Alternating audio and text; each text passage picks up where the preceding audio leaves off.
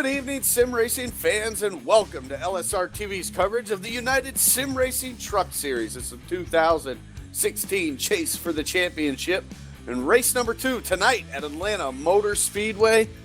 It's the Edward Jones 250 right here on iRacing Live. Welcome, everyone. I'm Andy Kessler. Joining me topside in the LSRTV booth is Gabriel Wood, and trackside in the production trailer is Cisco Scaramuza. Tonight, Gabe, we have round number 2, race number 2 of a 30-race season. Daytona is out of the way. Now we can get into the meat of the schedule. First stop for these guys at Atlanta Motor Speedway. We've seen a few of these races at Atlanta over the course of the last couple weeks right here on LSRTV, and we've seen some great racing here, whether it's been the trucks or the cup cars. But tonight we get the Truck Series back underway for USR, and we're looking in for a fantastic run here tonight. 33 trucks decided to make the field tonight, so we got a pretty stacked field when it comes to the amount of drivers that'll be here on the racetrack, and I'm looking forward to this one. Atlanta always puts on some great racing, especially with the way these tires wear out on these trucks. The short or the small fuel cell that these guys run as well will make it for some interesting fun and a lot of fun to be at that.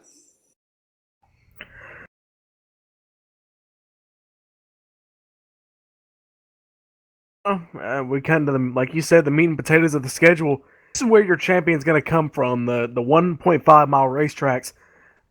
With a 30 race schedule, the biggest part of the schedule is going to be your 1.5 mile racetracks in Atlanta, Texas, Charlotte, and you throw Kansas and a couple other racetracks in there. That's a good chunk of the schedule. Yeah, it absolutely is. And when we always come to Atlanta, biggest thing I talked about just a moment ago was tire wear, pit stops. These guys can only run about a 30-lap run on the fuel itself. So it takes about 15, 20 laps. You're really going to start seeing these trucks also push up in the or off the corners on the corner exit there. The trucks get real tight when the tires start to wear off. So we'll see a lot of comers and goers. It's all really going to be about who can save their stuff early in the run to make themselves that much better towards the later stages of the run on the long green flag runs. With that said, though, short runs on fuel, 30 laps, we have the potential to see a lot of green flag pit stops here tonight. And green flag pit stops, of course, can spell trouble for many guys. It's one of those things that it really haunts some drivers. They spend a lot of time on track practicing, but the one thing they forget is having to come down off these high banks in the corners and get that thing rolled up to about 50 miles an hour to get down to pit road speed.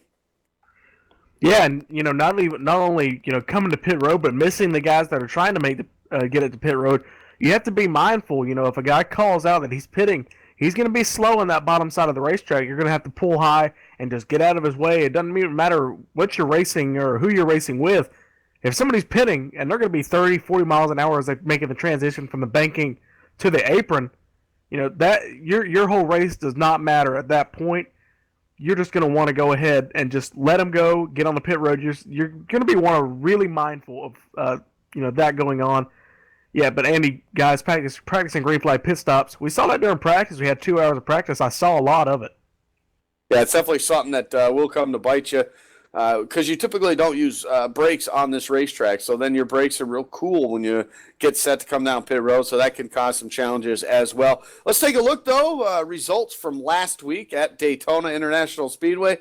Quite an awesome race we had there. A couple of cautions, not too many, though. It was a pretty good race overall, and we saw a pretty good battle in the late stages between Christopher Hurlow and Jamie Walker for that win. And they came off of turn 4 that one time. We talked to Jamie Walker last week after the race, and he said he just left enough room on that bottom side, and Hurlow was able to capitalize. And just as he made the pass, the caution came out, and we were never able to get back underway. So that gave that 87 truck there, Christopher Hurlow, his first ever USR Truck Series win, and in his first start. So not a pretty bad deal right there. And like he talked about, it was redemption for him, but so getting a win after all the trouble he's had at Daytona over the course of the last couple of weeks and all the other series that he runs. So it was one of those, a bittersweet win right there for Christopher Hurlow, and he got the win. Of course, Jamie Walker finished second. Ashton Crowder had a great race as well, led some laps. He finished third. Chris Baines came home in the fourth spot. Tim Matthews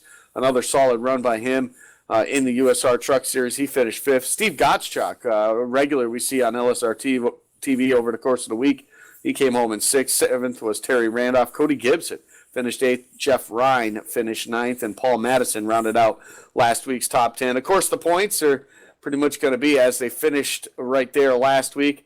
We got a tie at the top of the board, though, Christopher Herlo and Jamie Walker, because Jamie Walker was awarded the most laps led and got that extra bonus point. So that puts him in a tie with Christopher Herlo right now for that points lead. It's early, though, when you talk about championships. We got tons of racing left to do, 29 to be exact, including tonight's race. So a lot of these guys got to maintain, I guess, some solid finishes, especially early on in the season. Don't want to start off in a hole, not in a big hole at least, because it makes the rest of the season real tough to make up points week after week after week, especially when you're talking about those two guys up at the top of the point standings, former champion Jamie Walker and Christopher Herlo as well. Yeah, Andy, you're talking about redemption. Look at Jamie Walker. He's looking for some redemption. Finished 2nd at Daytona, like you said, just gave up the win to Chris Herlo, and he's going to look to make up some points because he's on the pole right now. He's going to lead the field with the green flag as long as nobody comes in with a late time. And Herlo, he's going to start 11th as long as the same situation holds up. So Jamie Walker, he's got a fast truck 2 weeks in a row. Yeah, and I don't have the all-time starting position for Jamie Walker, but I remember 2 seasons ago when he was the champion, his average start and average finish were both around 3, which is quite incredible when you talk about a full season of racing. We're going to send it down trackside now, though, for tonight's national anthem. Oh, say, can you see by the dawn's early light what so proudly we hailed at the twilight's last gleaming, whose broad stripes and bright stars through the perilous fight o'er the ramparts we watched were so gallantly streaming, and the rocket's red glare, the bombs bursting in air, gave proof through the night that our flag was still there. Oh, say does that star-spangled banner yet wave o'er the land of the free and the home of the brave?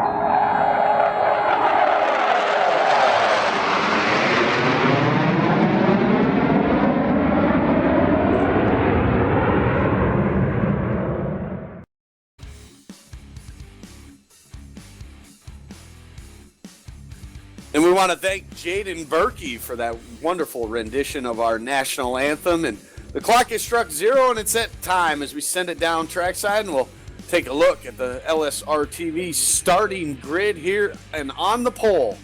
No surprise at number 17 of Jamie Walker with a time of a 29.466. And that bests out the number 2 of Ricky Howell Jr., who will start to his outside. Row number 2. That's the number 6 of Tommy Ryan to the inside. Tim Matthews will start 4th. 5th goes to Aaron Bennett. Daniel Eberhardt will roll off in that 6th spot. Row number 4. That's the 12 of Greg Mall to the inside and the 91 of Steve Gottschalk to the outside. And starting 9th, Brian Cutts and Ashton Crowder will round out the top 10. Your Daytona winner, Christopher Herlo, in that 87 is going to start 11th. 12th is going to go to Paul Madison. Brian Steinbackers is going to start 13th. Michael Priester is going to start 14th. Keith Butt in 15th. Cody Gibson, Scott Simley, Dwight Beverly, Chris Baines, and Terry Randolph will start 20th. 21st goes to Daniel Roberts. Joe Dinsmore will start 22nd. 23rd goes to James Thorndike. Mark Wilson starts 24th. 25th will be Jared Treese. Todd Kirkwood will roll off in that 26th spot, followed by Scott Dockery, 27th. 28th to Eric Wortley. Dalacardi will start 29th, the last truck to take a time in qualifying. Provisionals on the night, the 66 of Brian Harvey will start 30th, 31st to George Hendricks. Jeff Ryan will start 32nd, and Steve Herring will round out this 33-truck field here at Atlanta. Atlanta, Gabe always brings out some great racing, some two-wide action, and possibly some three-wide action, as we'll see these drivers really start to fan out through the corners, which is always a great thing to see when you come to a racetrack like this. It allows the drivers just to search for that line that's going to help them to give them the most grip that they need and carry the most speed down these short straightaways here tonight. Yeah, you're going to want to carry as much momentum, especially through turns 1 and 2. But you're going to have to watch out. That exit on turn 2, it jumps out at you. That safety barrier kind of juts out. And these guys, if you get back to the gas just a little bit too early on worn tires, it shouldn't be a factor here in the first couple laps. These guys are going to run wide open. But later in that run, we got 163 laps, so we're going to see it at some point. Somebody getting to the gas just a little bit too early and smacking it coming off of 2. Oh, you absolutely will. And turn 4 can be pretty much a calamity corner as well, as it sets them up for that unique trial where we actually have to turn left twice going down the front straightaway. It always things get awfully close as they go through there as well, especially when those tires start to wear off. Well, we're set to get this thing underway. The Edwards-Jones 250 right here on LSRTV and iRacing Live. Sit back and enjoy, because it's going to be a fun one here tonight as the pace car now sets to hit pit road. And Jamie Walker is going to lead the field to the green flag, and we're racing at Atlanta. Look at your outside pole sitter, that 2 truck. He's going to pull down before they get to the start-finish line. Don't know if that's going to be a penalty or not, but he pulls off a good move and gets to that inside lane behind the 17. But there's Jamie Walker. He's pulling away. Look behind him, the 6 of Tommy Ryan. He's trying to get up to the back bumper of that 2 of Ricky Howell. That he is. First side-by-side action is for that 4 spot just behind that 6 of Tommy Ryan. Tim Matthews stuck on the outside for the time being. Daniel Eberhardt's going to take that spot now. As we can see, the top 10 pretty much single file. You have to look back to that 27 of Ashton Crowder, as now he looks to the inside of Brian Cutts, and that is for the battle for 9th.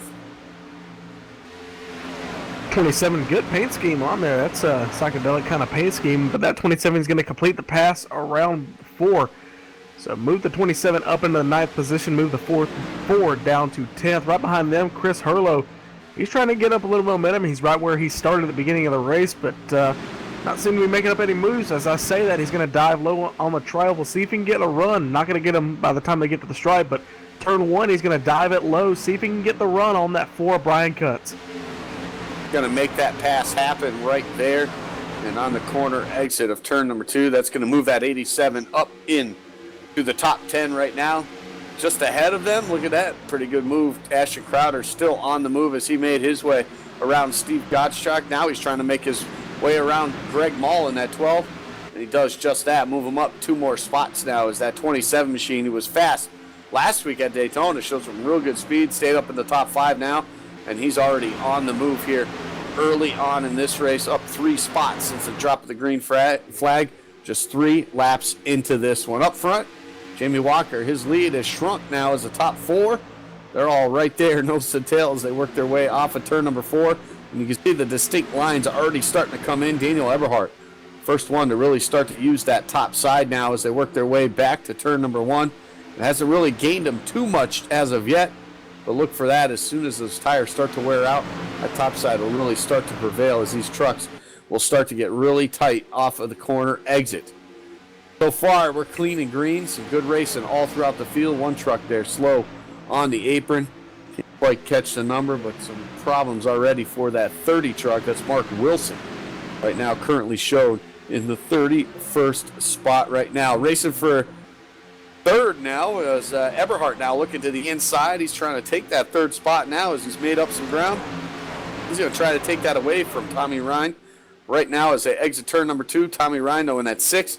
Going to keep that momentum up for the time being. Eberhardt still racing him side by side for that 3rd position. You can see right now that top side, the momentum is still, it's starting to work already, as you can see that 6 battling hard on the outside. And he's able to keep up right now with Eberhardt, and Eberhardt, as these two are racing side by side, they start to close in now on Ricky Howell in that number 2 truck. The top 4 really starting to pull away from 5th with Tim Matthews. That's one thing we're going to see tonight. the leaders, or at least how we're seeing the top four, there'll be little distinct groups. It's almost like we're back at Daytona again. You can't really break away from people unless you've got a really strong truck. And with these guys so equal, I don't think we're going to see that. There's a big bubble of air in the 2, the 90, and the 4, or the 6. They're all riding in that little bubble of air. And 17, he just, how hard he tries, he can't pull away. Yeah, draft comes into play quite a bit when these trucks are on this racetrack, and a lot of that has to do with the size of the hole in the air that these trucks really produce. They're really high when you consider race cars. They have a real high center of gravity as well. So it's a little bit different, obviously, than running your cup cars here that are really made for speed as they're so low to the ground. And these trucks really punch a huge hole in the air. And these mile-and-a-half tracks, the draft definitely plays into effect. So we got a battle now for that 5th spot. Ashton Crowder in that 27. He's looking to take it away from Tim Matthews, and they'll do it side by side down the back straightaway. That kid in the 27, he is absolutely flying up from, the 10th starting position all the way up to battling for the top 5 position with 54 Tim Matthews. And, I'd be scared about him wearing out his tires, but he's absolutely flying. He posted the 2nd fastest time during practice, so we know he's not a top 10 car, he's a top 5 car. And, just below what the leader right now in practice ran, Tommy Ryan, and he won 100th behind. So Ashton Crowder, he's got a fast car, but not fast enough to get around the 54. So Tim Matthews going to defend that top 5 position for now, and that brought the rest of the top 10 with him. Looks like Aaron Bennett, Greg Mall, and all those guys, they're bearing back down on 27. Yeah, they are. The side-by-side battle, and will actually pull these guys a lot closer now. We see Christopher Hurlow made it inside the top 10 just a few laps ago. He's now trying to work his way up even closer now as they run off of turn number 2. So that truck, again, a lot of speed in that truck. And we've seen him race in a bunch of different series right here on LSRTV. And we know he has speed in the cup cars that he runs on Monday nights. And so we know that he knows how to get around these racetracks. So I expect to see that 87 truck up front when it matters the most here. And it looks like he'll be making his way towards the front rather quickly. The battle for second, though, is heating up as Daniel Eberhardt got around that 6 of Tommy Ryan, and now he's starting to put some pressure on Ricky Howell now as they exit turn number 2. And you can see that run he got off of turn number 2 from the high side, but now he's going to have to duck to the bottom to try to make the pass, and he'll actually clear him pretty easily right there into turn number 3. But you can see that truck. Here comes a crossover. You can see that truck, though. He dove it in on the bottom. The natural progression with those trucks is to push up to the high side, and right there, that's exactly what the 90 did in the crossover move. Almost working for Ricky Howell right there. But it looks like the 90 will prevail with that top side and that momentum right now off of turn number 2. Not going to quite clear him. He does right there about halfway down the back straightaway. So move that 90 truck now up to the 2nd spot. He's got some work to do, though. He's about a half second off the lead. Yeah, meanwhile, Jamie Walker's just pulling away. Smile at these guys. He's gained about 2 or 3 tenths as these guys started fighting. That gap now to about 6 tenths of a second. So, yeah, Jamie Walker, he's finally... like he's broken away from that little draft there. And he's starting to, pull away all by himself. But that 90 of Daniel Eberhardt, he's going to have something to say about it. The dude's fast. And, we've seen that 90 truck, the 90 car, and, whatever series he's running in, he always runs up front and he always finds a way to get the lead at some point.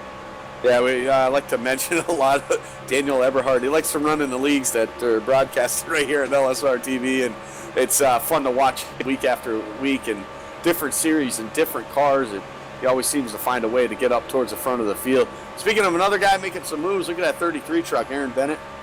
In a battle with Ashton Crowder for that spot. He was able to hold on to it for the time being.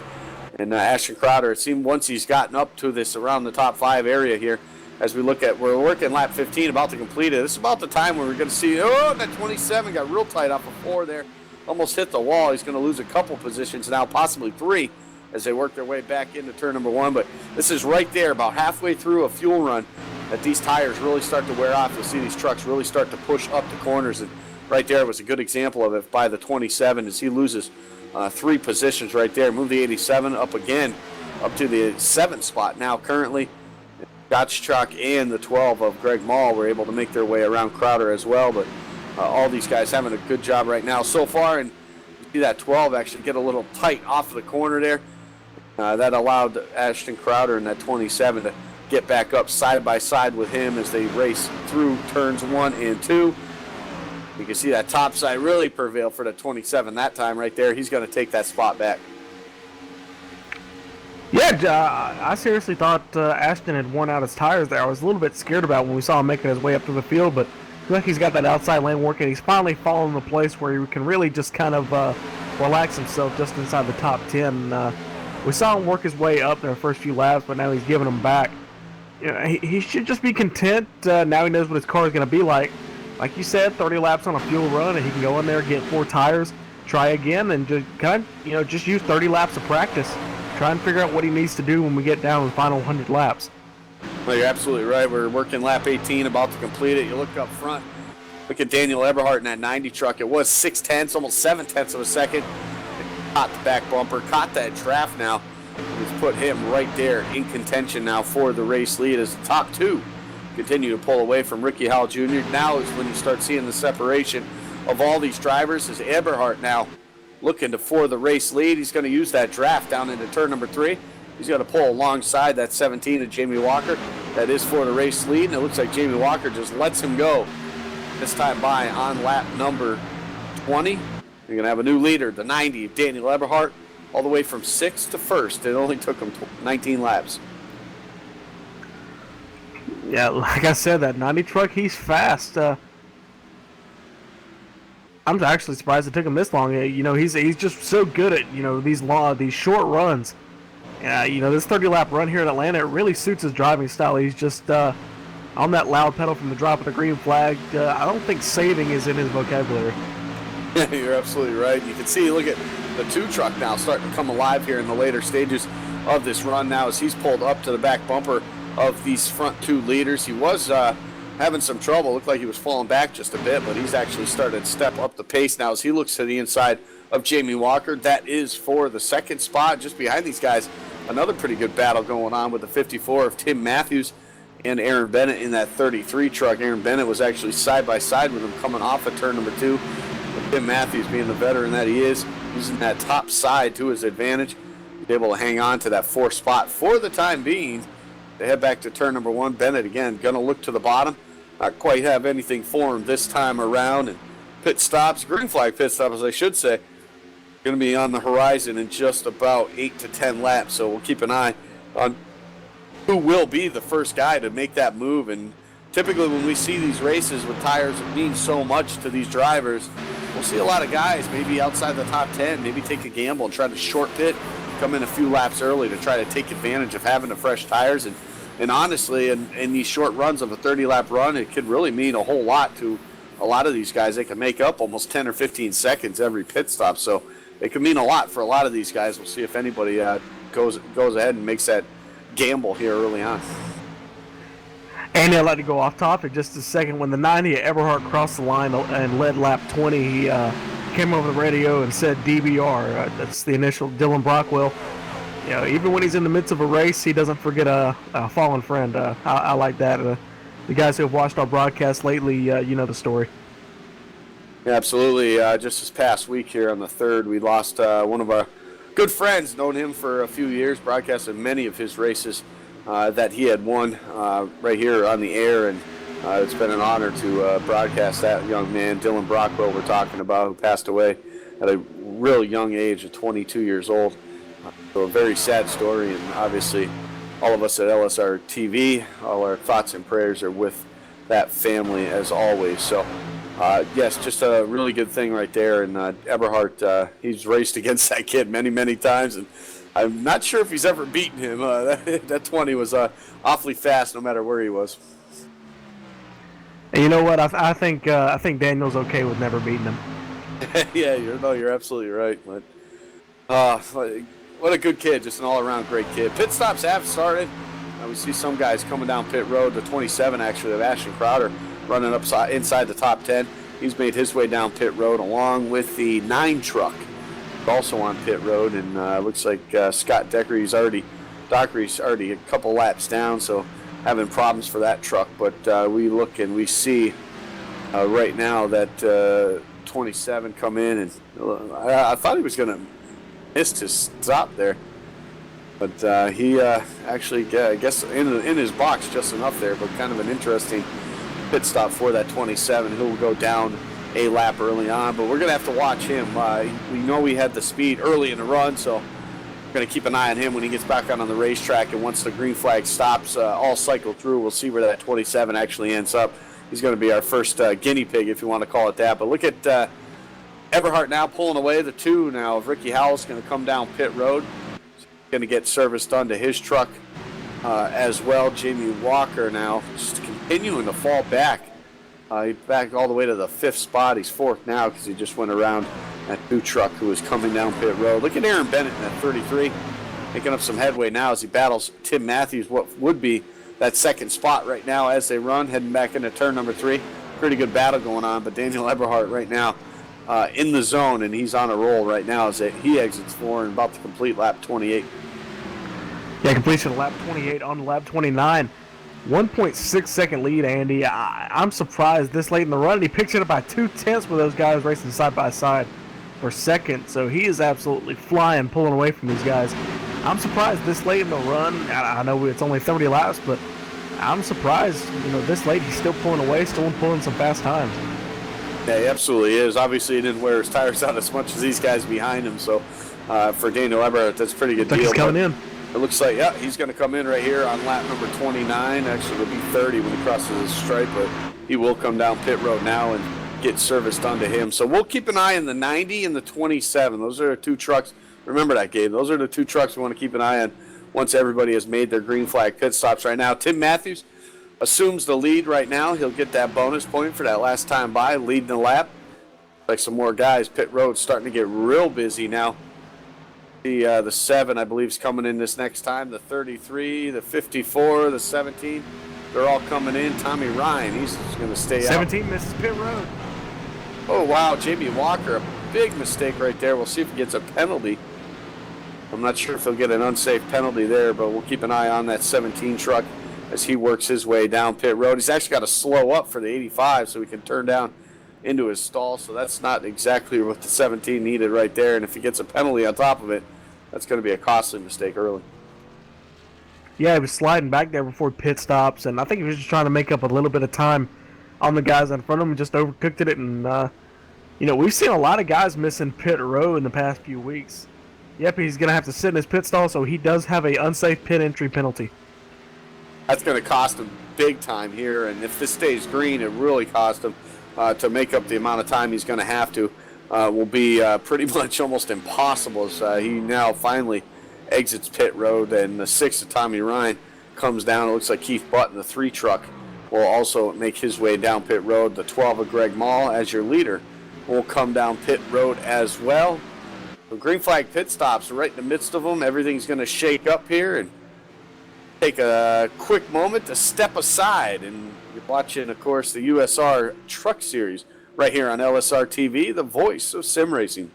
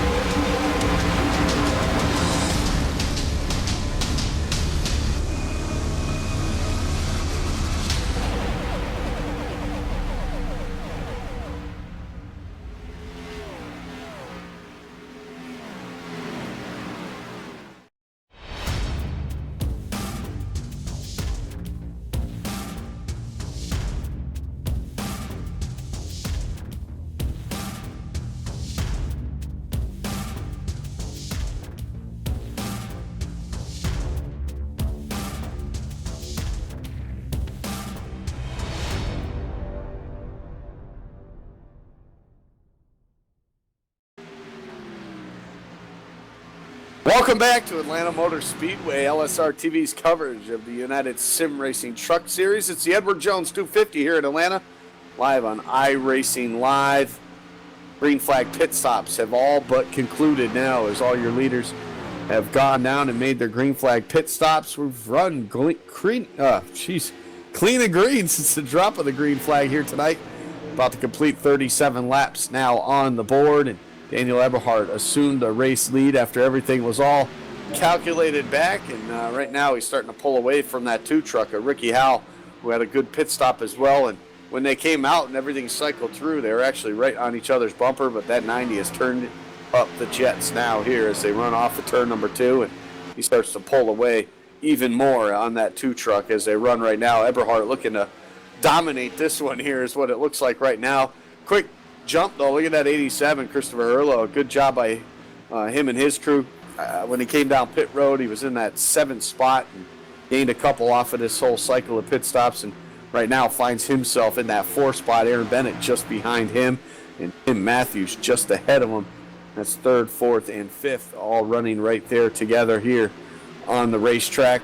Some pretty good battles all throughout the field. Tommy Ryan and Paul Madison, they're going at it pretty good right now off of turn number 2, and they got that 27 of Ashton Crowder right there as well. Got that 68 of Scott Simley in the mix, along with Steve Gottschalk. So a pretty good battle with all these 5 trucks right now as they exit turn number 4. At 27, a little tight there. Going to pick up that top side with Tommy Ryan. It looks like that 68 of Scott Simley is going to take advantage of it now in turn number 1.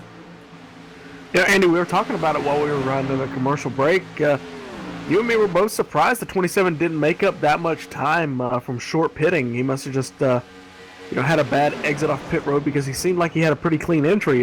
Don't really know what happened. When you're short pitting, you're expected to gain 4 or 5 seconds with the amount of tire wear we're seeing, and we just didn't see it. Yeah, I'm really surprised in that. Unless he decided to take 2 tires, and that hurt his chances there. I didn't really get to see exactly what him and his crew did on pit road. So anyway, he's still right there inside the top 10. So still a pretty decent run right now. We'll see if he takes that chance again this next go around on pit stops when it happens, which should actually, these little green flag runs are going to go by pretty quick here. Around lap 60, we should start seeing these guys do it again. So that's just 20 laps from now at this point right here. Daniel Eberhardt, though, continues to pull away almost 1 second now over Ricky Howell for that 2nd spot. Tim Matthews 3 seconds back so far early on. These guys really starting to struggle with the handling of these race trucks. Yeah, Andy, going back to Eberhardt, I think he's in a really good position because, he was able to fight hard, drive, even harder, and got up to the lead and pulled away up until pit stop. So he knows exactly how hard he can run for 30 laps, and, that's going to bode well for his chances just getting the most out of that race truck for the amount of time he's on the tires. Yeah, I think you mentioned it earlier. This kind of suits his driving style. He likes to go hard. He's fast with the fresh tires. So I think how quickly these, the fuel's going to drain out of these trucks in 30 laps, I think it really does suit his driving style rather well. And so far here tonight, it's definitely showing as he continues to pull away from everybody right now. 1.6 now over Ricky Howell Jr. and Tim Matthews, Christopher Hurlo, and Aaron Bennett continue to drop as well, about a 10th every single lap. So that 90 truck's really hooked up here tonight. It's going to be tough for anybody. It's going to have to take a real good job on pit road, a good short pit for somebody like a Christopher Hurlo to get himself at least up there. I think once guys like Christopher Hurlo could actually be at his bumper, I think they might be able to give him a run for his money. But for the time being now, just to make up this time, it's going to be real tough for these guys. Yeah, a little update on Jamie Walker. Looks like he's running in the 17th position. Did not go 1 lap down. I was really surprised by that, Andy, with the amount of time he had to sit on pit road. Remember, he had a unsafe pit entry because he missed the entrance to pit road trying to get on the racetrack. He was racing, I believe it was the 33 and the 54 on the pit road and just missed it. He's running in the 17th position, 18 seconds behind, and he's been closing the past couple laps on the guys in front of him. So he's not out of this, but he needs a lucky break or a caution or something at some point.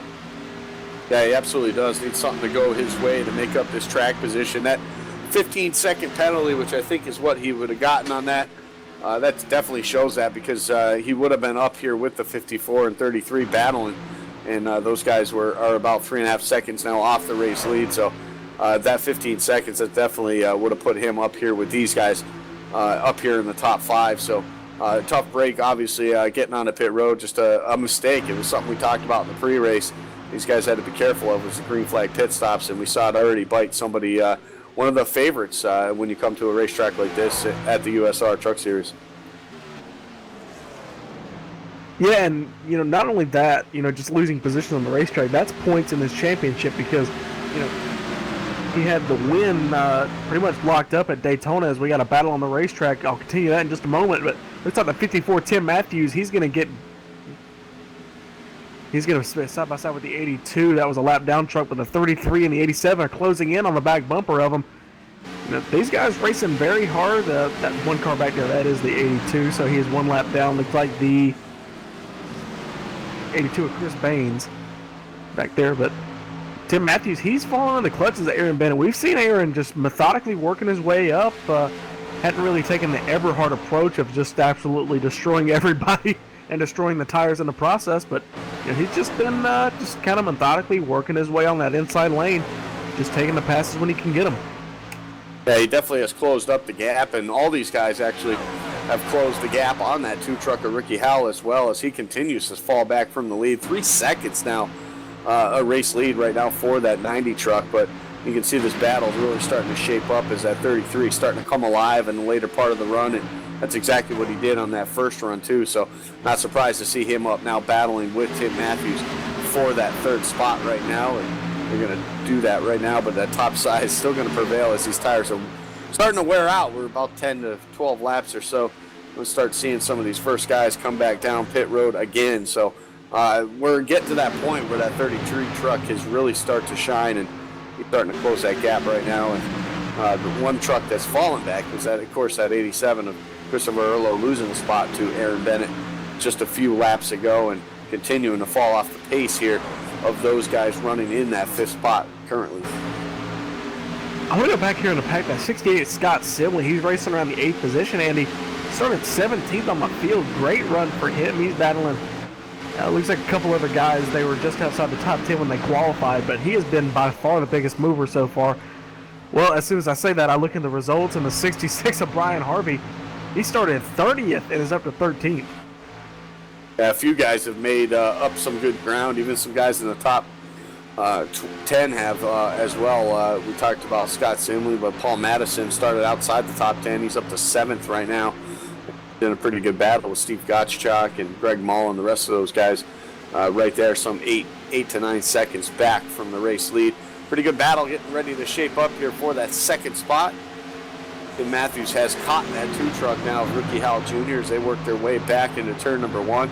Question is, which lane's he going to take? And he's been running that high side all night long, and no doubt about it, he's going to stay up there as now that 54 gets a pretty decent run off turn number 2. It's going to give him the advantage, but he's going to have to duck down to the bottom. We'll see if that truck's just as good on the bottom side now as they go back to 3. And it comes through turns 3 and now into 4. That 54 pushing there on the bottom. Not going to get clear by the time they exit, but he's got the momentum. That 2 truck is not carrying it. Whether that be the tires, as the 54 is going to beat into the line, but they're still side by side going into 1. 54 plows it in there. Can he get clear? No, and here comes that momentum. Here comes the 2 truck. He's fighting hard on that outside. I think he's just expecting to make it to around lap 60, come in and pit, and he maintain a top 5 position. But he's trying to maintain 2nd. And look at Aaron Bennett. He's closing in that 33 truck. He's going to look to overtake both these guys. Yeah, as they race side by side, of course, that does give the guys behind him the opportunity to catch back up. Tim Matthews going to take that 2nd spot now, not without having that 2 and the 33 now on the back bumper. And those 3 guys right there racing for that 2nd position. Now Aaron Bennett looks to the inside of Ricky Howell, and he's got the run now. He's going to maintain it, at least for now, side by side as they head back to turn number 3. And as they do this, the leader, Daniel Eberhard, continues. Stretch that out. It's going to be about over 4 seconds now as the 2 truck heads to pit road, and we'll see if he can gain any time seconds-wise when he gets back out on the racetrack. So that 2 truck, first one to pit road, as we're working lap number 56 right now. 3.7 seconds. Daniel Eberhard up to the front of the field right now, and kind of a cool paint scheme he's got right there. Looking for some sponsors to put on that truck. Yeah, we saw him run that in the Segpay series and took it to a top 10 finish, I believe. And I mean, it's a sponsored car, but it's unsponsored at the same time. We got a Paradox truck up here in the lead, Andy. That's pretty cool deal. Hey, that I'll tell you what. That's one way to get some notice anyway. To maybe get some sponsors on that truck, and that's definitely to run up front and lead a lot of laps. I watched a lot of Formula One a couple years ago. A team called HRT, when they released their car, they just had a bunch of stickers everywhere that said, "Hey, this would be a cool spot," just to attract sponsors, and that's basically what that 90 truck's doing. Yeah, it absolutely is. His pit stops really start to amp up now as the 7 of Cody Gibson, he's going to come down pit road to get service of his truck as well. That race lead actually starting to fall back now a little bit. It looks like the 90 of Eberhard's starting to lose some of that grip that he's had most of the run here. Is actually going to come down pit road. So the 90 of Eberhard going to hit pit road here on lap number 58. Like about one lap sooner than he did on that first run. Tim Matthews going to stay out there and lead another lap. That 54 truck. Now to the race lead, Aaron Bennett, 33, also on the pit road as well. Going to bring that B&C lawn and landscape truck to pit road, get service done on that machine. Like most of the top runners now, Paul Madsen, he's going to come down as well. And he will come down this time. Scott Simley going to stay out at least another lap here. Looks to the outside. And, he's going to actually come down pit road. Kind of an interesting call right there at the last second. Like he's going to squeeze it in there right there. And just as these guys were coming down, we saw that 2 truck of Ricky Howell on those fresh tires really starting to make some noise right there. And take a look at him. He just passed the 33 of Aaron Bennett on the bottom side. He's got pretty substantial lead now. This 2 truck, that might be the call right there for him. This might give him somewhat of an advantage. I don't think it's going to get him the race lead, but it's going to definitely give him an advantage for second. We'll see. Eberhard is already come out, and Eberhard is in front of him. So, Eberhard made the choice, came down one lap after him, so it wasn't going to make up too much of time as far as making it up on the race leader, but it definitely gave him a pretty good cushion for that second spot. Yeah, I mean, what was he, 3 seconds behind those 3 cars, the 54, the 33, and that 2 truck? Now he's about 1 second behind, it looks like, or at least close to it. It looks like Eberhard's going to try and work his way around that 90. He's going to try and unlap himself from the 6, the Tommy Ryan. Eberhard's the first car 1 lap down right now as we cycle through pit stops. But yeah, that 2 truck, it looks like Aaron Bennett's coming through turn 2 right now as the 2 truck of Ricky Howell's on the going in turn 3 now. So he's got a pretty big lead as he's going to dive to the inside of the 6. Tommy Ryan's going to pull up in front of him. When's that 6 going to pit? Because he's been on that racetrack for a while. Goes the 12 of Greg Mall, who's showing the race leader right now, and Daniel Eberhard going to make his way around him. So put him back on the lead lap for the time being. That's not what the 12 needs right there. That 90 truck ahead of him while he's still out there and still has to come down and pit, because that will cost him. Might see that 12 truck a lap down once everything cycles through. Ricky Howell, though, did a good job coming down a couple laps earlier in that 33 truck, and that's going to be able to keep him ahead of him. It looks like the 12 of Greg Mall now going to come down pit road, and he'll relinquish that lead as they run. Tommy Ryan, though, will stay out another lap to get a lap led. That's something you don't want to do. You don't want to stay out too much longer. And that's exactly what he did. And Tommy Ryan's just not going to be able to make up any time as far as that's concerned. No, unless he's got the calculator out and trying to figure out how long he can go on a set of tires. And, maybe if he runs a couple extra laps here and there, he can minimize his pit stop and do 1 less than the rest of the field. Tommy, he's a smart racer. That may be what he's trying to do. He absolutely could. I think so. Whoa, we got a trouble off of turn number 2. 1 truck into the inside wall down there. Can't quite tell who it is. We'll see if I can get a...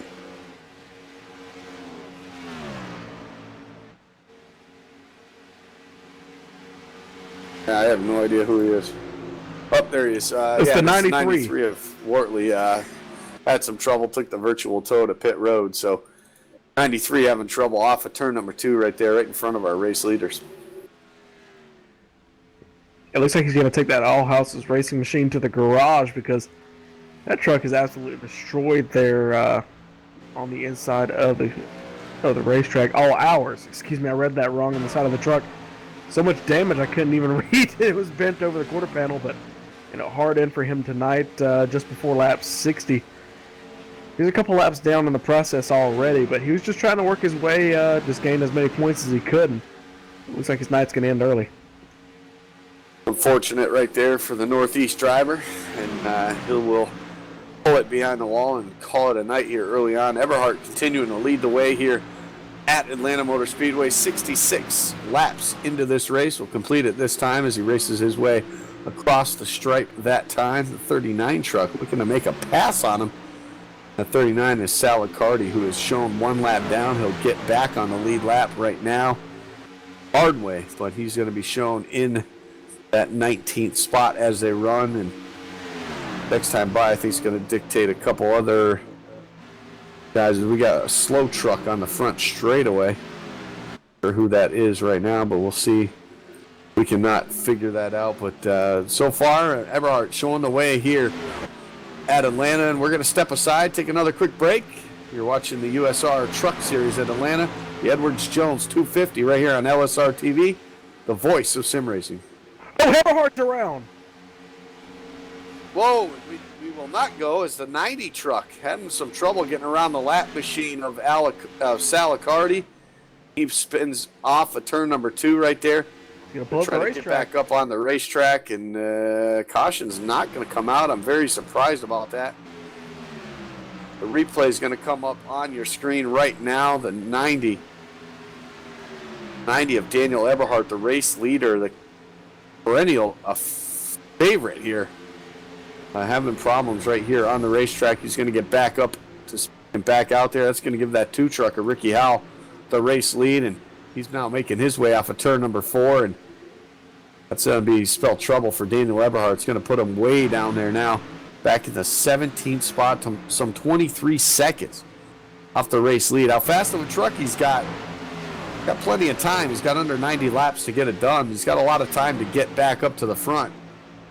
But he's got a lot of damage to the front end of that truck, and I believe they have 1 quick repair, so he will definitely have to use this the next time by, or next time on pit road. It's something you didn't want to do. You want to save that for the end just in case, but 90 of Daniel Eberhardt. No caution coming out with that one right there. Single car spin off of turn number 2, and not good when you're trying to get around a lap truck like that. It's going to hurt him right there. But we were going to take a break. We'll take a break now. We got a new race leader, Ricky Howell Jr., United Sim Racing Truck Series right here on LSR-TV, the voice of sim racing.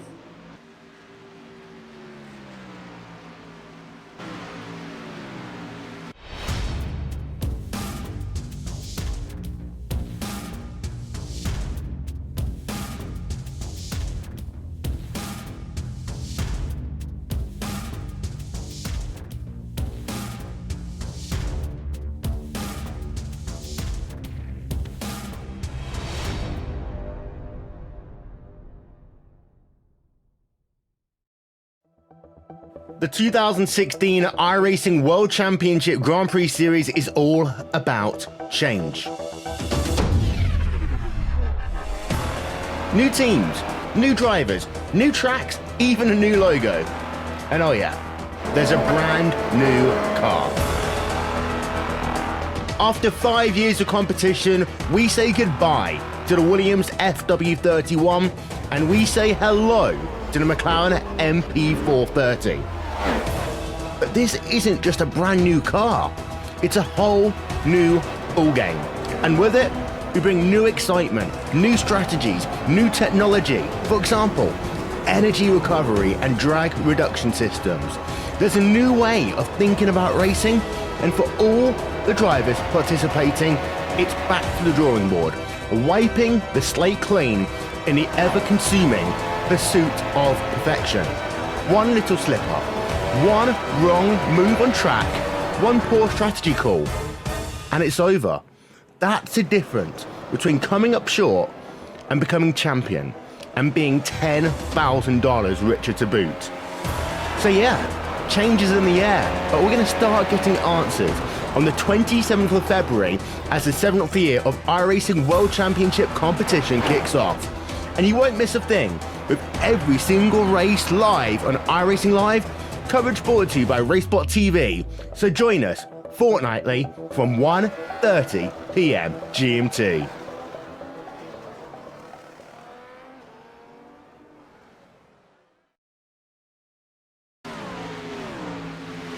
Welcome back to Atlanta Motor Speedway. It's the Edward Jones 250 right here for the USR Truck Series on LSRTV and iRacing Live. Partners that get it done each and every week here on USR Truck Series. And, of course, one of those, a major sponsor, the B&C Lawn and Landscape Service based out of Frankfort, Delaware. Check them out at B&C for all your landscaping needs, including turf care, mulching, snow removal, and more. Professionally licensed and insured. Contact Aaron Bennett, 302-381-6073, or, of course, by email at bc_lawn_landscaping@yahoo.com. Battle for the lead on the racetrack, though. Ricky Howell Jr. falling back into the clutches of the 33 of Aaron Bennett as the 90 of Daniel Eberhardt with the fresh tires looks to unlap himself at least one of the 2 laps that he currently is down right now in that 24 spot. And a pretty bold move right there with those fresh tires. He's going to look to the bottom now to get around the race leader of Ricky Howell Jr. He will now be scored 1 lap down in that 24 spot as the race, or the battle for the lead, really heats up now off of turn number 4. Aaron Bennett now to the inside looking. He's going to draft him right down the front straightaway, rub maybe bumpers just a bit right there, and they'll maintain the 1-2 spot that they are right now. But look at that 33 truck really coming alive here late in the going. He's going to look now to the inside, down the back straightaway. He's going to get there now as they race side by side in turn 3. Side by side for the lead. That 2, he's fighting back there on the outside, but Aaron Bennett, he's got a good car. Got a little bit fresher tires. You got to remember that 2 truck, Ricky Howell, he pitted a couple laps early, and that was actually a very smart move. Was very lucky, but it netted him the lead. But you know, he's going to be at a disadvantage just with the old tires. What was it, about 5 laps maybe? And that's going to spray. Oh, the 33 pushes up the racetrack. Yeah, it got real tight right there coming off of turn number 2. That's going to relinquish the lead back to the 2 truck of Ricky Howell Jr., which about 5 laps or so is going to probably be coming down pit road. Oh, trouble getting on pit road for the 47 truck. Todd Kirkwood. In and out coming down pit road right there by our race leaders, but he is on pit road, so that will not bring out a caution flag. So more trouble for drivers getting on pit road. See, that 33 just will not let that 2 out of his sight right now as they continue to battle for that race lead into turn number 3 and 4. Trying to get a run off of turn number 4. You got to be careful. Another lap down truck, 7 of Cody Gibson now starting to come into the picture as they race side by side for that race lead as they complete lap number 81. We approach that halfway point. Pit stops, green flag pit stops will be happening again here over the next 10 to 15 laps. That race lead's not going away anywhere time soon, but that 2, Ricky Howell, is hanging on to it by utilizing the top side. Now 7 of Cody Gibson going to look to the high side to try to get around both of these guys all in turns number 3 and 4. They're actually going to almost put themselves 3 wide as they exit turn number 4. That 33 of Aaron Bennett's going to fall back in line behind the 2 and going to continue to race for that lead right now as they continue to do that. We're going to take a look right now as we reach that halfway point. Time for the midway race break. Brought to you by iRacing.com and, of course, B&C Lawn and Landscape Service. As they run right now, Ricky Howell Jr. is your race leader, but not for long. Let's make it Aaron Bennett as they cross the start-finish line right now. Ricky Howell Jr. runs 2nd. Tim Matthews in that 54 truck is 3rd. Right now, 4th is Christopher Hurlow. 5th is Greg Mall. Steve Gottschalk is 6th. 7th is Scott Simley. The 8th place is Paul Madison. Andy, we got to cut it. The 54 and the 2 getting into trouble off the exit of turn 2. That looks like the 2 got into the wall right there off of turn number 2, and having trouble keeping it straight there and really clogged up that top side. Whoa! He gets real close as he's trying to get down to the bottom of the racetrack, and it looks like the 51 having some trouble right there, but Ricky Howell is going to bring that to pit road along with the 54 of Tim Matthews just in front of him, but that was close right there as we look at the replay right now on your screen. The two just flat out got tight there. It was at the end of the field run. Those tires were definitely worn out and gets up into the fence, and there was nowhere for Tim Matthews to go. Yeah, I talked about that in the pre-race show, and I knew it was going to happen. I called it.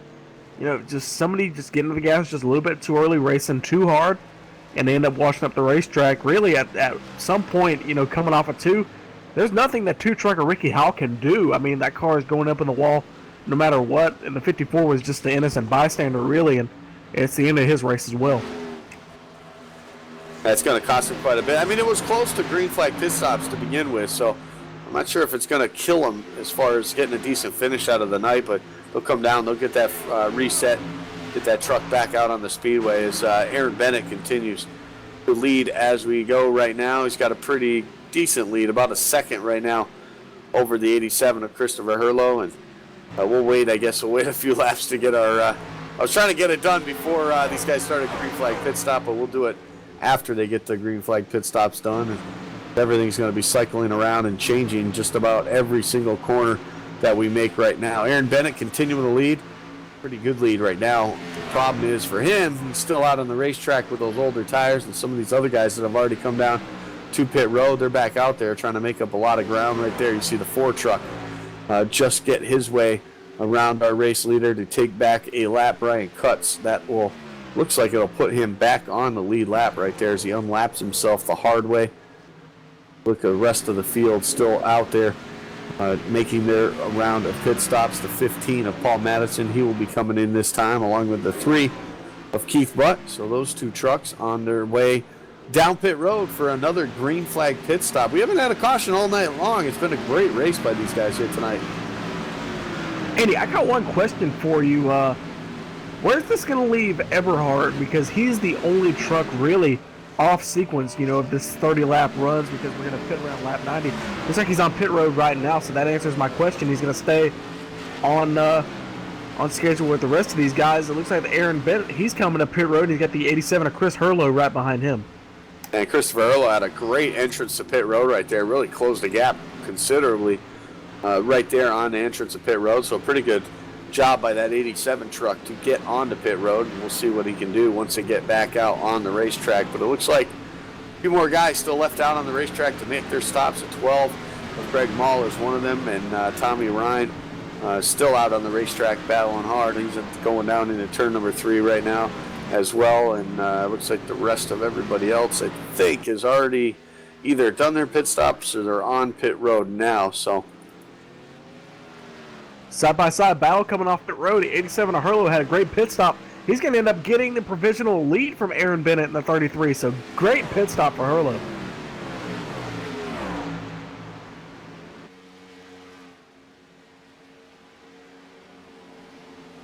Yeah, he gained a ton of time there onto pit road, and he also did it getting off of pit road, so great job by him, putting him about a second right now ahead, but puts that 54 truck right there next to him. And we talked about the 54, what that damage with the 2 was going to do, and it looks like right now, at least for the time being, he's going to be battling with Herlo for that race lead, but the problem is he came down a few laps earlier, so that will definitely start to bite him in probably about a lap or so as we see that 87 right up on his back bumper as they head to turn number 3. Currently on the speedway, it's a battle for that 5th spot, so we still got a couple trucks still on the racetrack. The 02 of Dwight Beverly still on the racetrack, as well as Tommy Ryan and Greg Mall as well. So we still got 3 trucks. It looks like 4 now. James Thorndike still on the racetrack as well. Looks like Herlo's gotten around the 54 of Matthews, so move Herlo in the first car 1 lap down so far. And if we do get a caution, he's going to get the lucky dog, but that's going to change here as these guys come on the pit road at some point.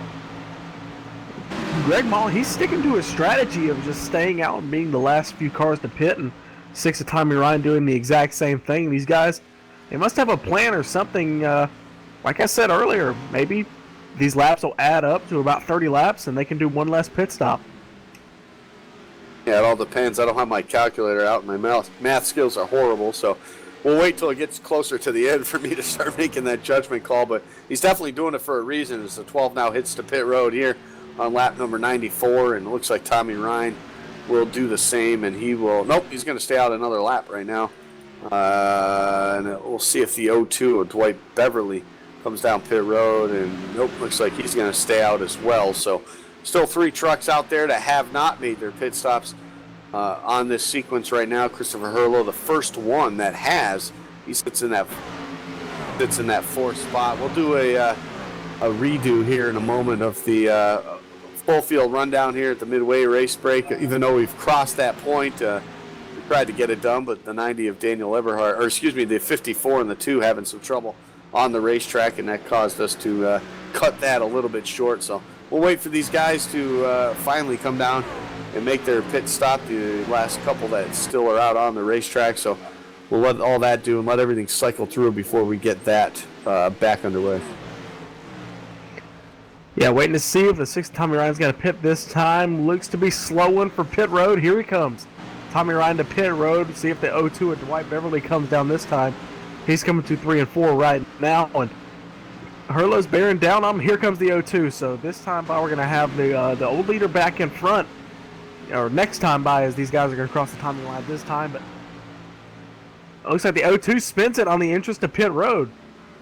Yeah, another driver having some issues getting onto pit road. So the 02 of Dwight Beverly, the next one to have some issues getting on pit road under the green flag conditions, but he'll get that thing righted. We'll stay green, obviously. It looks like Christopher Herlo next time by will assume the race lead over Tim Matthews.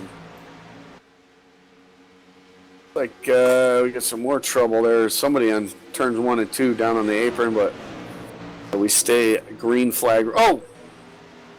I think the 79 truck having some connection issues. Looked like he bounced off the wall a couple times there, but like it settled it out just a little bit right there. But it's that time. Let's do it. Let's see if we can get through the whole thing right now. The midway race break across the halfway point. Of course, brought to you by B&C Lawn and Landscape Service. Right now, as they run, Christopher Herlo is your race leader. Tim Matthews second. Aaron Bennett sits third. Scott Simley in that 4th spot. 5th is Stephen Gottschalk. 7th is Greg Mall. 8th is Jamie Walker, or 7th is Jamie Walker. Good rebound for him. Brian Harvey sits 8th. 9th is Paul Madison.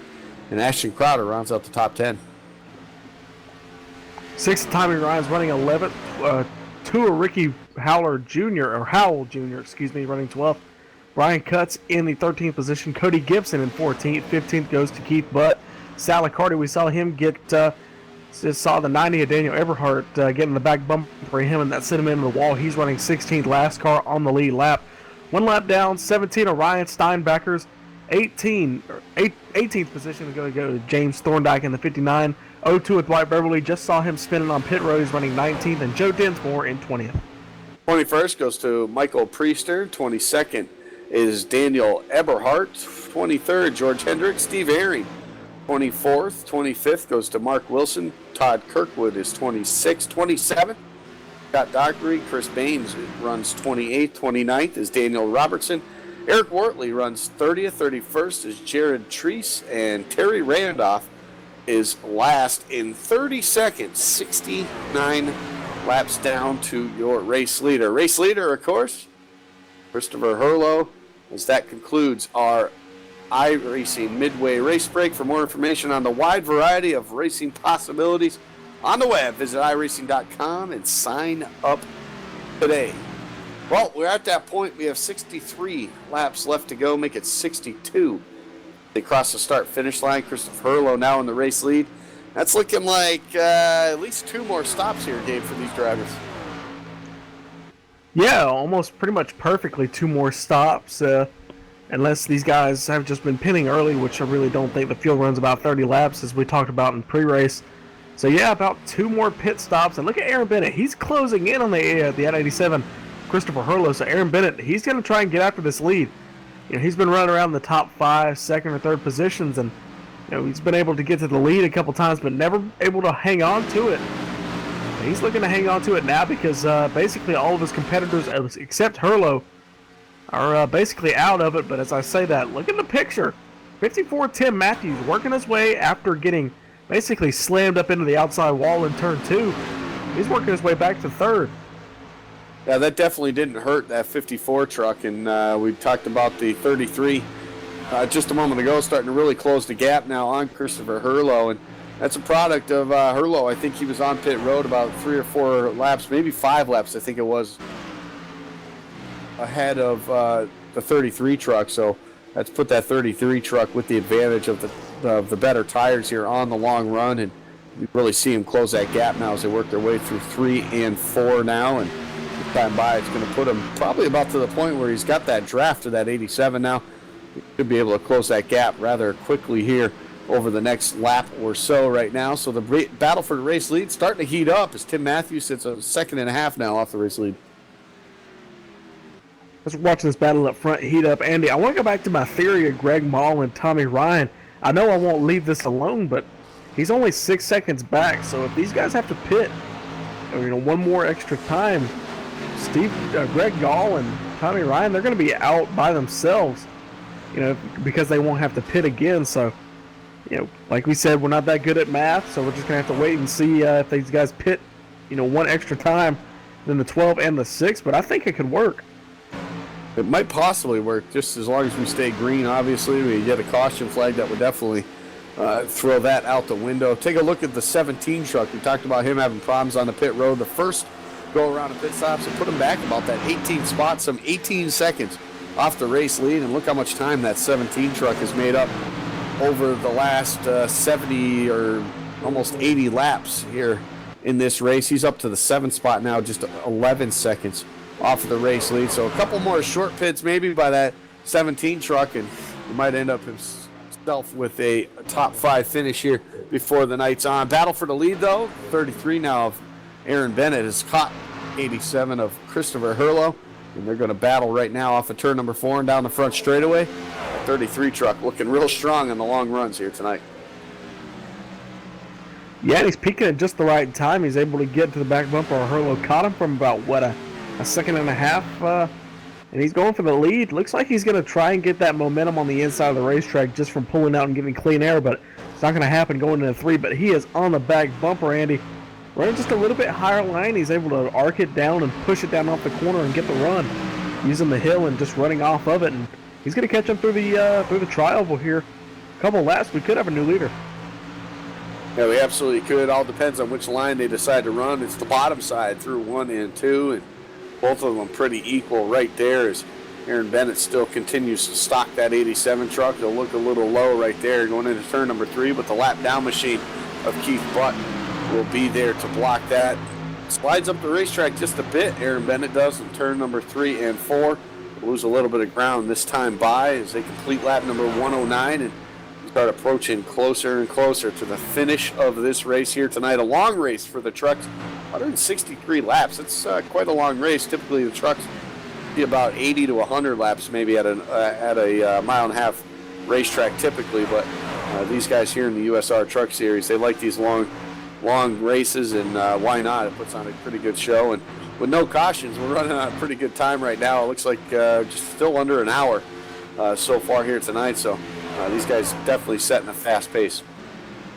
So let me get this straight. We've got a long iRacing truck race with about the same amount of pit stop as a NASCAR Cup Series race in Atlanta. That's it's pretty interesting the way they've got it worked out, Andy. We're getting close to that 50 to go, and I'm going to take a quote from you. It's go time, and that means it's time to go. I knew you'd throw that in here. I told you in pre-race I'd do it. It is go time. Look at that 33 truck now. Really get a good run time to turn go. number 4. And he's going to go to the bottom, and I think he's listening to the race as he runs in the truck right now, and he's looking to take that race lead. He's going to slide up now in front of the 87. 87 going to look for the crossover move off of turn number 2. I think the benefit, though, is that the 33 gets the high side here in 3 and 4, and I really think he's going to be able to take advantage of it. He's actually going to slow up just a little bit. I'm surprised about that. That 33 truck for a crossover move himself as they go down the front straightaway. Looks like they made a little bit of contact there. Pretty good battle for the race lead going on. I know we're not good at math, but it looks like crossover squared, Andy, because these guys racing so hard. You know, Herlo pushes up, Bennett pushes up, and then Herlo pushes up again. This is some great racing for the lead. Looks like Aaron Bennett's falling back just a little bit. Lap down cars. We got one spin on the inside of the racetrack. That looks like the 47. That's 47 of Kirkwood right there, having some more issues. We saw him spin on the pit road. The last green flag stop for himself. And right there in 3 and 4, having some problems there on the apron. But we stay green flag racing here at Atlanta. Green flag racing we've had since the drop of the green flag. It's been a great race all around. Some great. Oh, we got a truck spinning there on the back straightaway. 39 truck of Sal Liccardi having some problems of his own off of turn number 2. And looks like the 33 truck is going to be the first of the leaders. They had pit road. Aaron Bennett coming for service. As he comes to pit road, looks like again that outside wall just biting. One more driver, that 39 Sal Liccardi, ended up getting into it, and then it just spun his car sideways. His truck, however, sideways, and Aaron Bennett seems to be coming to pit road this time. Looks like, look for the slowdown. Here he comes. Yep, speed coming down. So Aaron Bennett to pit road. Will he speed? Oh, he slows it down. He gets in there just in time. Oh, I'm sorry. I'm sorry. I was looking at the replay of Sal Liccardi, and then I'm going backwards. No problem. It happens to the best of us. Christopher Herlo And the continuing horse the lead right now. It's 4 seconds over Greg Mall. Greg Mall, of course, is the guy that we got to keep an eye on here as this race starts to unwind, and he's that guy that keeps staying out each run just that much more longer than everybody else, about 5 to 6 laps longer than everybody else, and he's actually going to come down pit road early this time, so probably deciding that that fuel strategy is not going to work, so he might as well stay on pace with some of our leaders as the 87 continues to stay out on the racetrack. A pretty gutsy call, I think, for Christopher Herlo. I think he's going to lose a lot of time to that 33 truck once he makes his pit stop, because Aaron Bennett came down about 3 laps ago, and right now on the racetrack he's probably picking up about 2 seconds a lap faster than that 87 truck, so we'll see what happens for Christopher Herlo once he decides to come down pit road. The 15, Paul Madison, from the 3rd spot, he's going to come down pit road this time. Steve Gottschalk as well in the 91 going to make his way down pit road, and I think that's only going to leave the 6 truck of Tommy Ryan still out on the... And more trouble on pit road. The 15 of Paul Madison having a great run here tonight, running in the top 10.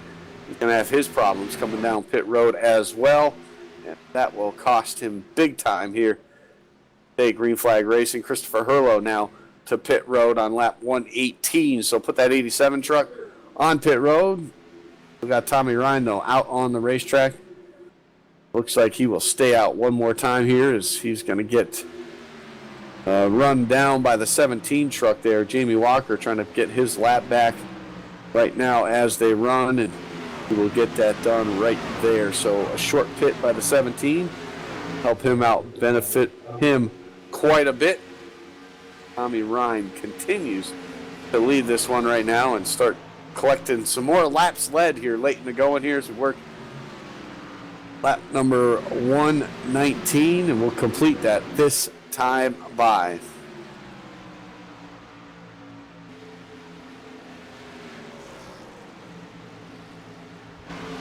Looks like a big lead for Aaron Bennett in that 33. He takes those new tires and rolls with it. You know, I was watching it. As soon as the 87 came off pit road, 33 was by him, so he's got a huge lead as they come down the start-finish line this time. And he does. We got to remember that 54 truck, Tim Matthews, right behind Aaron Bennett. So that is that second spot right there, but he came down pit road a couple laps before that 33 truck, so he'll start to lose a little bit of ground here as we continue to race. I don't think he can catch that 33 truck right now with the tires that they have on the truck right now. So Aaron Bennett will assume the race lead once that 6 truck decides to finally make his pit stop here. Right now we're on lap 121. Complete that this time off 4 and a 6 again. Decides to stay out on the racetrack. Quick update, Daniel Eberhard still 2 laps down, scored in that 20th spot, so Make it 19th now as he moves up another spot. But that's, man, a tough break for that 90 truck. He was definitely the class of the field here tonight. Just that one mistake while he was battling real hard for that with a lap down truck, that Salicardi in that 39 off of turn number 2, and flat out lost it for the 90 truck. Ended up hitting the wall and cost him the race. And what he needed real quick was a caution, and nobody's gotten that here tonight. No, and one person not looking forward is Tommy Ryan, because he's still trying to work that Greg Moss strategy of not coming in. And, you know, that's complete speculation. He may just be running it just trying to get some laps led or something, Andy. But, you know, if I was in that, my plan would be to, you know, try and minimize my number of pit stops, because we've been on pit road a lot during this race. These guys losing a lap.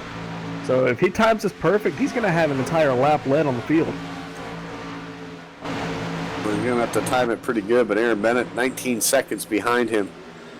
Right now, coming out of turn number 4 is Tommy Ryan, exits that corner. So, yeah, so Aaron Bennett will assume the race lead.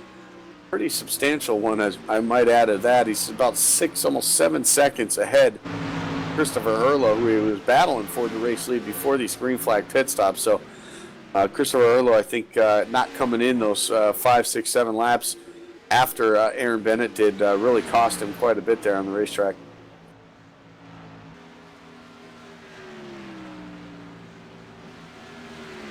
Like the 59 now is going to come down pit road.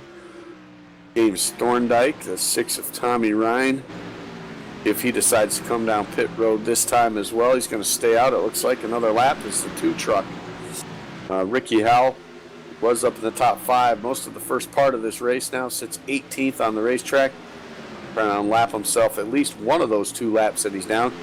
He'll be able to do that off of turn number 2, it looks like. Maybe not. 6 truck. Be able to hang on to it now. The 2, though, heavy damage on that machine after the wreck that happened with him and the 54 off of turn number 2. It looks like it didn't affect Tim Matthews too much in that 54 truck. He sits 3rd right now on the speedway, just 1 second behind what will be our race leader, Aaron Bennett, that 33 truck. So Tommy Ryan still staying out there here as we complete more and more laps here.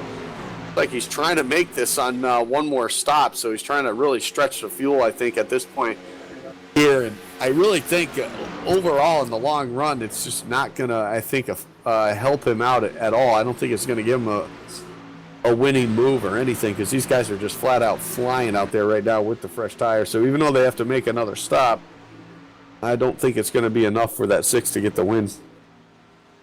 Yeah, I think he's aiming for that magic number of 130 just to make it 33 laps to go, and that's a feasible way to make it if he comes by this time. But yeah, going back to Tim Matthews, that's a great recovery from him. Most guys would have already rage quit and got out of the session just from being taken out while running for the lead. You know, I admit it myself, I probably was going to get frustrated if that was me, and Tim Matthews stays in it, and he's going to get a good finish out of it nonetheless. Yeah, I think what benefited him was it was close enough to green flag pit stops that he was able to come down right away after that happened off turn number 2, and so that he was able to minimize, I guess, the amount of time he was going to lose on the racetrack. So for himself, I think it was a good call that, or when it happened at a good spot. Like with Daniel Eberhard, it didn't. It happened just after a green flag pit stops, and for him to have to come down that extra time, that's what really cost him. Tommy Ryan, finally, he's going to come down pit road. Aaron Bennett's going to assume the race lead this time off of turn number 4, and gap is starting to spread now over Tim Matthews, about 1.5 seconds now as they race their way and complete lap number 129. We're closing in. Finish of this race here, the Edward Jones 250 at Atlanta Motor Speedway. You're watching the USR Truck Series right here on LSRTV, the voice of sim racing.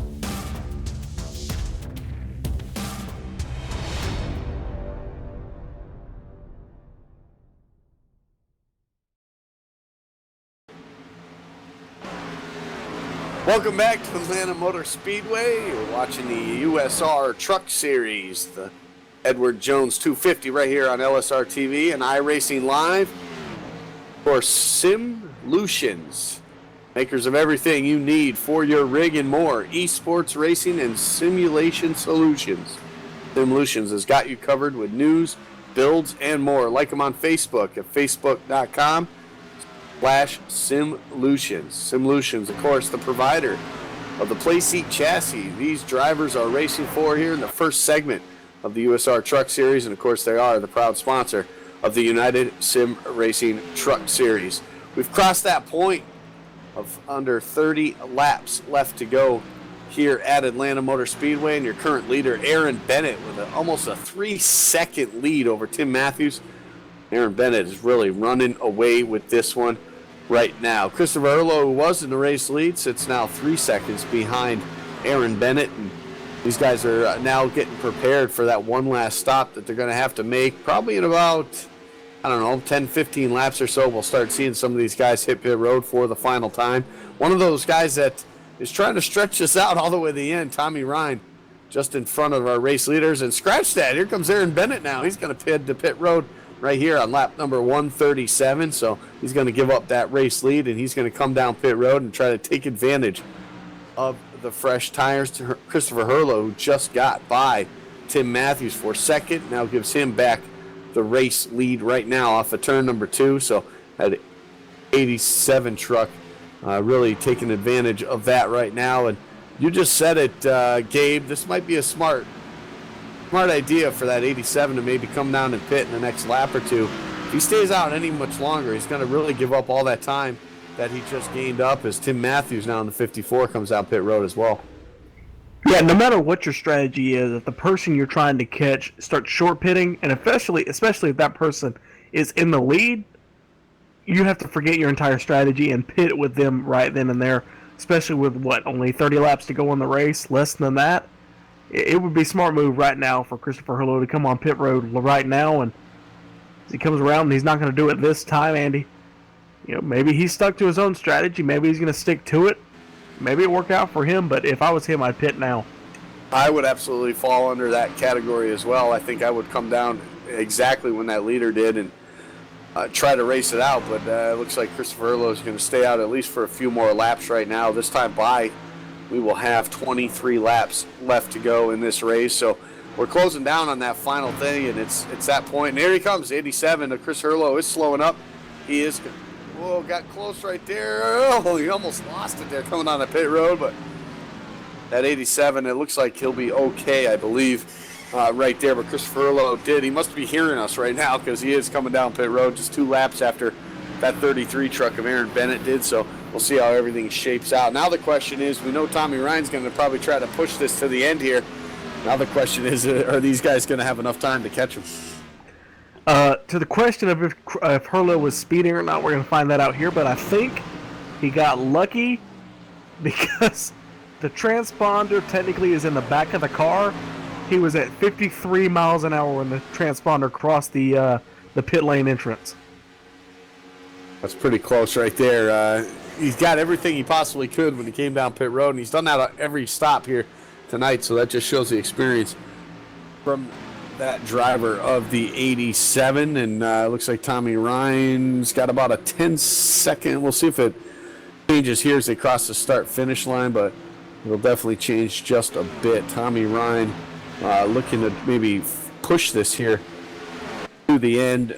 Aaron Bennett actually going to come out, I would say. That's not, wow, Christopher Erlo taking advantage right there.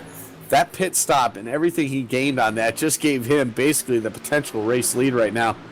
If he can catch up to Tommy Ryan. He's got plenty of time, I think, at this point. If all this is cycled through here. Christopher Herlo is about 6 seconds behind. It'll change this time by here as he crosses the start-finish line. Completes lap number 142. Puts him 5.8 seconds now back of the race lead. It's going to be close. I'm confused. How did Aaron Bennett short pit and lose 3 seconds on the pit stop? It's all about pit entry and pit exit. It's that 87. We saw the last time that these guys came down pit road at the same time, saw how much room that gain, or how much time the 87 was able to gain on pit entry and pit exit. So I really think that maybe that's what cost that 33 truck the race lead, is maybe his pit entry and pit exit might be a little bit slow. He might have been a little more cautious maybe than the 87 when he came down pit road. So these guys right now about a second separate them on the racetrack. Look at that 33 truck really coming alive here. He's really closed the gap. It was 1 second. Look at them off of turn number 4 right there. Aaron Bennett's coming in a hurry. One person who's going to love these guys fighting side by side is the 6 of Tommy Ryan, because Hurlo's been catching the past couple laps, and look at him. He just blows by Hurlo in that 87. That 33, Aaron Bennett moves into second. He's going to go after the 6 of Tommy Ryan. And he's going to try to catch him here. He's on 4 fresh tires trying to get around him. I think that 87 might have only taken 2 on the pit stop. That might have been what gave him the advantage. And right now I think it's really starting to show for that 87 because he can't even keep up with the 33. So I think that's exactly what happened to the 87. Yeah, I think the 87, Christopher Hurlo, only took 2 tires on that stop, and I think that's going to cost him a chance for a victory here tonight. Aaron Bennett closed about a second on Tommy Ryan that last time by. He's down to 4 seconds now from the race lead, and the laps are starting to tick by, but I think there's plenty of time for that 33 truck to make it up. See what the gap is as they come by this time. Oh, dear Lord, down to 2.787 seconds. Oh, my. He's going to catch him in about a lap or 2. If that. I really think Tommy Ryan's probably slowed down to save fuel, to try to make it to the end, and I think that's a gutsy. I mean, listen, before all this strategy happened, Tommy Ryan was running in the top 10, top 5, so I mean, to try a strategy like this, running in the top 5, that's a pretty bold move by that 6 truck.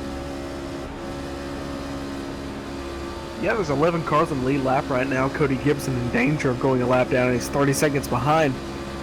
He's just in for, no, excuse me, that's the 33, or the 3 of Keith Butt. Another second. Again, and now there's no car separating those top 2 drivers. Excuse me, I was looking at the wrong car. There's 2 drivers separating. Looks like the 02 and the 2, so that makes it simple. Looks like the 33, Aaron Bennett's going to take the outside. He's going to try it. Oh, gosh. 02's going to hold him up there on the outside of the racetrack. Almost took it 3 wide, but ends up getting held back. And now he's going to lose time to that 6. And Tommy Ryan's got a little bit more buffer, but I don't think it's really going to help. I don't think it's really going to help at all, as that 33 truck's just looking real fast on the 4 tires right now. And that 6 truck saving fuel to make it to the end. And going to give him, I would say about a lap or so here. And you're going to see that 33 truck take advantage of the 6 trying to save fuel, and that's going to give him the race lead here as they battle off of turn number 2. Gap really starting to shrink now for that race lead. That 33 truck, he's coming in a hurry. Look at, as he catches him right here, Hurlo, he's down to 5th, Andy. Yeah, I really think he took 2 tires on that stop there, and that's really cost him. And the battle for the lead, it's going to be short-lived, I believe, as they run side-by-side now into turn number 1. The 33 truck's going to power on the bottom side there, take over the race lead, 2 truck lengths, 3 truck lengths, 4 truck lengths as they start to exit turn number 2. And now Aaron Bennett can set his sights on the checkered flag here, which will come in about 12 laps this time by. And when they cross the start-finish line, we'll complete 151 laps here at Atlanta. And we'll give Aaron Bennett a goal to reach now. He's just got to make it to the end here. He's got a pretty comfortable lead as he continues to pull away from Tommy Ryan. Greg Mull sits third. He's 3.5 seconds back. That's a long distance to make up here in the closing laps. Yeah, I don't even believe Aaron Bennett got a top 10 in Daytona, so this is going to be a polar opposite weekend for him from the bad result at Daytona. Looking through the results, nope, he did not get in the top 10, so he's going to go after his first top 10, his first top 5, and his first win. That's 6. Tommy Ryan, he's not losing that much time really from Aaron Bennett as we come. We're going to be 10 to go next time by. 3.4 seconds separating the leaders from that 3rd place driver, Greg Mull. Greg Mull making a good recovery. Started 7th. He's been floating around the back half of the top 10. He's up to 3rd. Yeah, he is one of those drivers, along with Tommy Ryan, that's been staying out every single cycle just a couple laps more than everybody else, but these guys obviously can make it to the end on fuel. It's a matter of how much their tires can hold up and how many positions they'll be able to get and maybe stay inside the top 3 as Aaron Bennett now starts to really pull away from that 6 truck of Tommy Ryan, and anything but a caution at this point is the only thing that's going to hold that 33 truck away from victory lane. 10 laps to go, make it 9.5 as they race his way back into turn number 3. Aaron Bennett has the race lead, and he's pulling away here at Atlanta. Pulling away, that's exactly what he's doing. It's going to be about a second this time, the gap between the 6 and the 33. We saw those guys have a couple good battles last year and the last season we covered here on LSRTV, and those guys are comfortable racing around each other. That's not going to happen here tonight. You know, Tommy Ryan, he's on, 20 or 30 lap old tires, just trying to make it toward the end of the race. Running second, you know, if he improves its position from where he was at, I believe he was around the 11th or 12th position before pit stops. So any real improvement is a success on a strategy. It absolutely does. Is continuing to pull away now. 1.7 second race lead for Aaron Bennett. A couple of these other guys really still starting to fall back. Christopher Herlo now back to the 7th spot, some 12 seconds off of the race lead. He's going to fall victim probably to the 17 of Jamie Walker here in a moment as well, and he might be able to hang on to an 8th place finish here tonight, which wouldn't be bad. He got the win, of course, last week, so this will keep him up in the hunt for that playseat chassis there.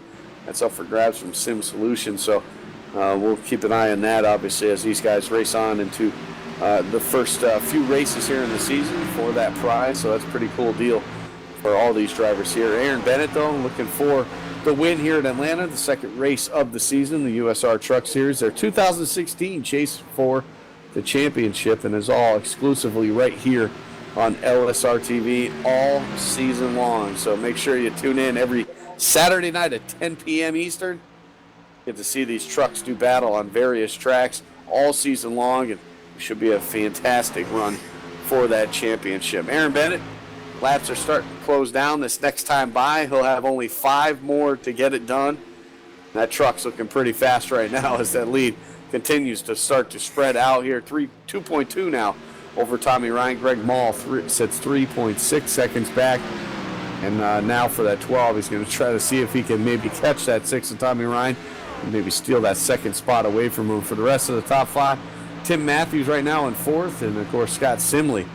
Good race by him, starting 17th, and looks like he's comfortably in at least a top 5 finish here this evening. Right now, Christopher Herlo, again, losing another spot. He's down to the 8th spot. Got to hang on to it. About 4 seconds he's got to hang on to it before he loses another spot to the 66 of Brian Harvey. It's going to be all said and done for that 33 truck. 4 laps to go now here in Atlanta. Yep, inside 5 laps to go, Andy. So any caution will end it. No green, white checkers, as we say, you know, every broadcast. I'm not even going to let you speak because I know you're going to get into a rant here. But, yeah, we're going to get inside 5 laps to go. Any caution ends it. Aaron Bennett's pretty much got this win in hand. But I don't even think we're going to need that caution, Andy. It's been a very clean race here tonight. Pace car driver Evan Pasoko's had a very easy night. A very easy night at that. He brought the field to the green flag, and that's been it. He's just been sitting there. He might be asleep. We might have to go down and make sure he's awake here for the end of this one. So with that said, it's been a very quiet night as far as the cautions go. It's not that we haven't had our fair share of accidents. We've had some spins off of turn number 2, including at one point our race leader, Daniel Eberhard, having some trouble trying to get around some lap down traffic. And that definitely cost him an opportunity at victory lane here tonight. Two laps are left on the board here tonight. Aaron Bennett looking for his first win of the season in that 33 truck, and he's all but got this thing sewn up now. Oh, Caution's out, it's over. Caution is out on the speedway, and that's going to end it here tonight.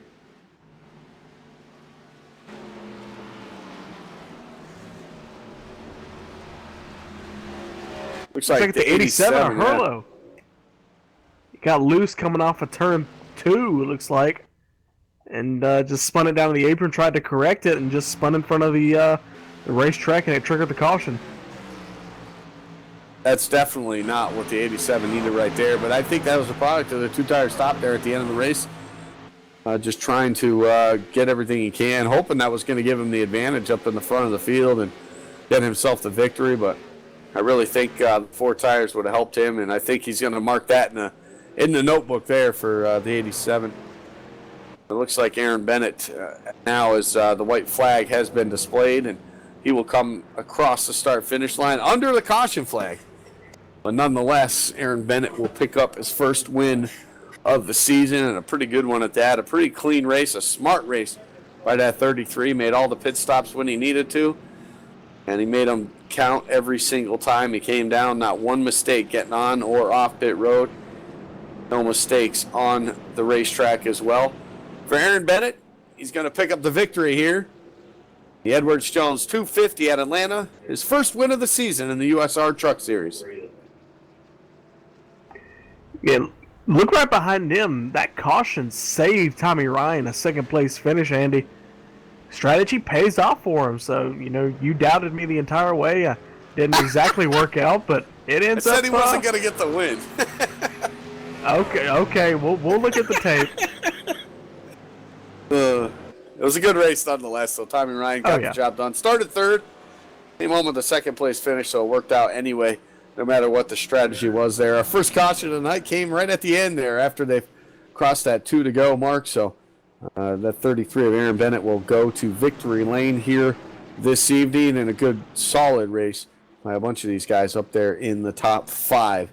With that said, we're going to come back to Atlanta Motor Speedway. We will talk to our top 3 finishers, including our race winner, Aaron Bennett. That'll all happen right after this on LSRTV, the voice of sim racing.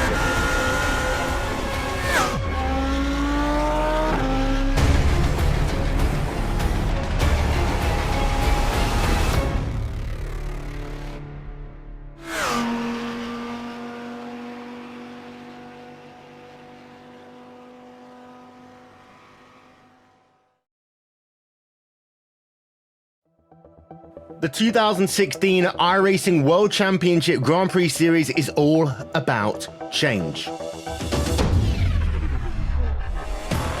New teams, new drivers, new tracks, even a new logo. And oh yeah, there's a brand new car. After 5 years of competition, we say goodbye to the Williams FW31 and we say hello to the McLaren MP430. But this isn't just a brand new car, it's a whole new ballgame. And with it, we bring new excitement, new strategies, new technology. For example, energy recovery and drag reduction systems. There's a new way of thinking about racing, and for all the drivers participating, it's back to the drawing board, wiping the slate clean in the ever-consuming pursuit of perfection. One little slip-up, one wrong move on track, one poor strategy call, and it's over. That's the difference between coming up short and becoming champion, and being $10,000 richer to boot. So yeah, change is in the air, but we're going to start getting answers on the 27th of February as the 7th year of iRacing World Championship competition kicks off. And you won't miss a thing, with every single race live on iRacing Live, coverage brought to you by Racebot TV. So join us fortnightly from 1:30 p.m. GMT.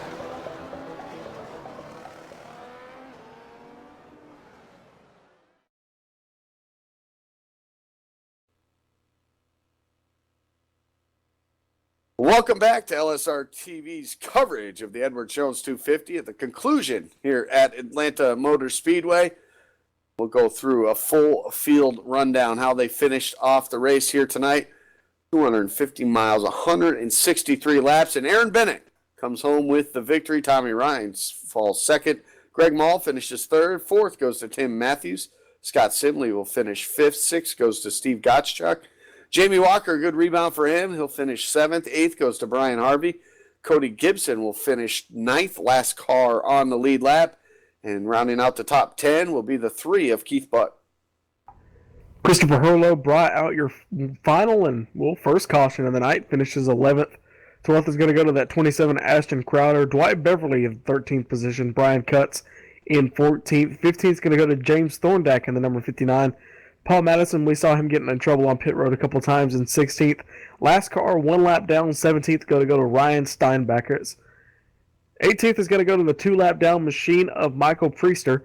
Joe Dinsmore in the 19th position, and 20th is going to go to Ricky Howell Jr. Steve Herring in the 98 finishes 21st. 22nd is George Hendricks. Mark Wilson will finish 23rd. 24th goes to Todd Kirkwood. Daniel Eberhardt will finish in the 25th spot. 26th goes to Scott Dockery. Salicardi finishes 27th. 28th goes to Chris Baines. Daniel Robertson will finish in the 29th spot. 30th, 93 truck of Eric Wortley. Jared Treese finishes 31st. 32nd, last truck in the race here tonight. 22 of Terry Randolph. And now I'm going to slide down a little bit here in pit road. I'm going to catch up with our third place finisher on the night, and that's the number 12 of Greg Mall. And Greg Mall coming home in the third spot, and he finished in third after starting seventh. Greg, a pretty good run for yourself in that 12 truck. You were one of those guys really sticking it out there on the long green flag runs, staying out the longest of most of these guys each and every cycle of pit stops. And what was the strategy going into this race for yourself? Oh, it was kind of going along the lines of going about every 30 laps on fuel is concerned. I mean, we kind of went in with the game plan to go over 30 laps or so and just kind of come in and get tires, and it seemed like the tire wear went pretty good throughout the race. And come the end, it was me and my teammates were kind of talking, it's just like we're going to be a little bit short, so we came in short pit and made up some pretty good time on the leaders.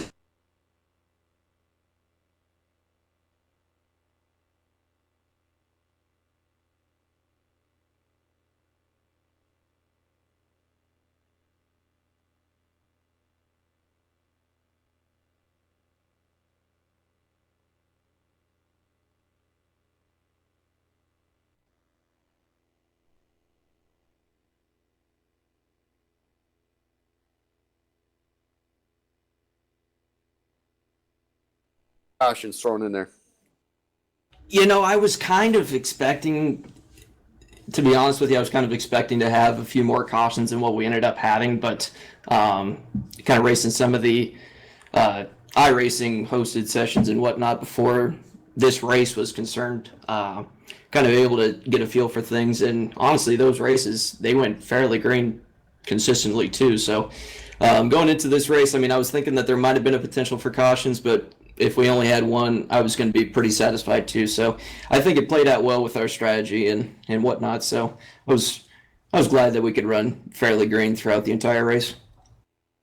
Well, we head to another 1.5 mile track next week. Of course, the Las Vegas Motor Speedway on the schedule. Pretty similar, a little bit shorter of a race, but 133 laps on there. Is there anything out of this race here in Atlanta? A similar racing surface as far as the tire wear. Is there anything that you could take out of this race as you head to Vegas next week?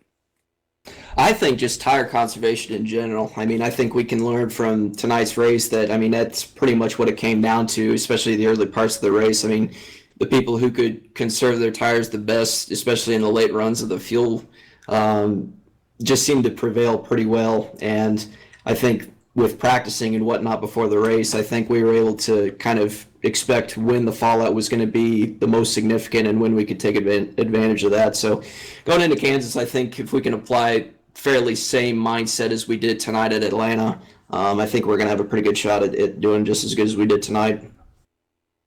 Well, with that said, a third-place finish here tonight sets you up for maybe possibly a victory next week at Vegas. And obviously, there's more behind the scenes to get it done. Sponsor shout-outs. Who helps you get the 12 truck here each and every week? Yeah, I just want to thank my guys over at my teammates over at Young Gun Motorsports, Aaron, Chris, George Hendricks, Jamie Walker, everybody over there. I mean, I think we have really good unit cohesion now that we've started the team up for this season. Performed really well, and I can't thank those guys enough. I mean, the teamwork and the collaboration between everybody's just been awesome. Looking really forward to this season and what it's got in stock for us. So definitely can't thank those guys enough. Well, congratulations again on the finish, and we'll see you next week in Vegas. Yes, sir. Thanks, guys. There you have it, our third-place finisher here tonight in the number 12. That was Greg Mall, and pass the mic up a little bit ways up pit road, and Gabe is caught up with our second-place finisher. Well, thank you, Andy, for running all the way to pit road to hand me the one mic. A little bit of poor planning on our part, but I'm down here on the other pit road with that sixth machine, Tommy Ryan. One less pit stop for you, and you end up coming from back half of the top 10 to get into the top 5, a second-place finish. That's pretty successful strategy. Yeah, man, I drove the truck really hard the first run, and the right front was just falling off so bad. I could barely get out of turn 4. And then when I pitted and I went back out, I was like, I really got to take care of the right front. And at that point, I was like, I should probably just try to baby the thing and just try to get one less stop and maybe, just maybe pull a win out. And it was looking really good there at the end. But, Aaron was coming, and the fuel tank started getting more and more empty, and then I had to start lifting a little more. And I thought about trying to race him there at the end, but, the harder I ran, obviously the more fuel was coming out of that tank, and I was not going to make it. I was actually going to the high side right there on that lap there where the caution came out, because there was no way I was going to hold those guys off. I had to save even to get a top 10 out of it. But man, it was really, really fun trying. Yeah, it's trying's an understatement.